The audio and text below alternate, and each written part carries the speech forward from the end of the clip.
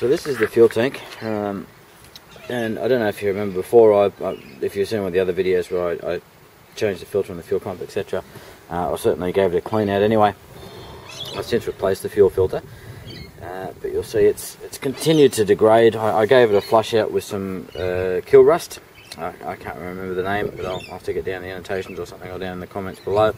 And it certainly removed all the rust, but it's come back and reasonably quickly, because I don't ride the bike that much, so it's not always got a full tank of gas. I think you can see a little bit of rust in there, but that's not the worst of it. I think the majority of the rust sort of up in the top there. I think you can see that around the filler. That's pretty drastic up the top there. So we need to sort that out before it becomes even more of an issue. The rest of the tank seems to be not too bad, but definitely up around the top there, around that filler. It's absolutely horrible, so I need to sort that out.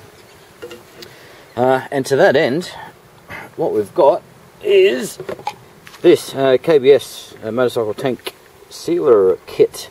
Now this comes in a couple of different sizes, I believe. This is the one obviously for the motorcycle, which is reduced sizes of the fluids and stuff that's included. There is a larger one that I was originally looking at, when I first started looking at my options, and that was for cars, and I was going to pick that one up, but obviously the volumes that are included of the different liquids, etc., are considerably larger. I think the car fuel tank one does something up to about 100 litres, give or take. Don't quote me on this, but obviously you'll be able to find it on the website. The motorcycle one I think is good for around about a 20 to 25 litre tank. So what it contains is a couple of different things. I believe the kit's pretty much identical, and I'll show you each stage as we go. This is an aqua clean. It says industrial strength cleaning action guaranteed to pre-paint performance. Okay, so what this does is just you mix this with water, and then you pretty much flush out the rust. So I think it's going to kill most of the rust, I think, and it's just a cleaner pretty much. So it says down the bottom, all-purpose cleaner degreaser. So we pretty much just use that to wash out the rust that's there. We'll give that a few goes. There is a video online already of the guys doing a number of the stages with the car fuel tank, so we're pretty much just going to replicate what we see there. So we put that in, we rinse that out, then we follow up with this, which is the actual rust killer as well. It says so powerful rust removal and etching. So not only does this kill the rust, and hopefully we'll be able to get that out, then what that's going to do is also etch the internals of the fuel tank to receive the coating that we're going to put in later on. Again, it says any loose rust, mill, scale and paint should be scraped off before applying the rust blast. So I'm pretty much it's going to be difficult to get in there. I've got a couple of small wire brushes, and I have seen a guy do something similar, and he had a small wire brush, and he taped it up to the end of a stick or something like that. So I might try that. In addition, we're going to certainly blow it out with some air, and the final step is the tank sealer itself. So this leaves a coating inside the tank to stop the rust from coming back, which is what we need to do, and probably realistically the step that I missed last time. Pretty happy with the results last time as far as the rust removal, but I just didn't go the extra step to coat it.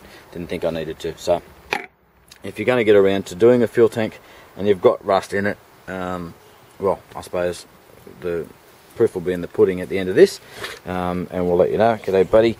But certainly don't just think that by rinsing out the rust that your job is done, because as you can see here, rust has a way of coming back, and it has with a vengeance in this case. The first I knew was I was about to take the bike to work, take it for a run, and it started up fine, but then just bogged down. The same sort of issues I was having before. And I thought, yep, I know what this is. So I took it for a run. Once you get to a certain throttle, it just bogs down like it's running out of fuel. If you ever run out of fuel, you'll know what that feels like. And so I turned around, brought it home, pulled her apart that night and opened it up, and just reached my hand in here into the fuel tank, and there was just a sludge of scale and rust. So And needless to say, fuel tank comes straight off, fuel come out. We're sitting out drying, getting ready for this. So we're going to get stuck in here now. A couple of things that I am a little bit concerned about. I need to figure out how I'm going to do that. Is sealing up these ends to get a good seal.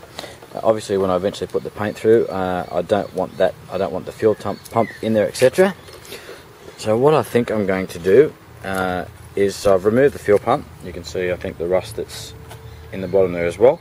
So I want to give this a good clean and have this cleaned by the rust killer as well. You can see in the bottom there, there's a bit of mass in there. So I want to give this a good sealing as well. So I'm going to leave that like that, and we'll probably close up the pipe down there on this end. Just plug it somehow, don't know yet. So we'll leave that like that. Obviously remove the fuel pump, and we need to give this a good clean as well. So this is the filler cap.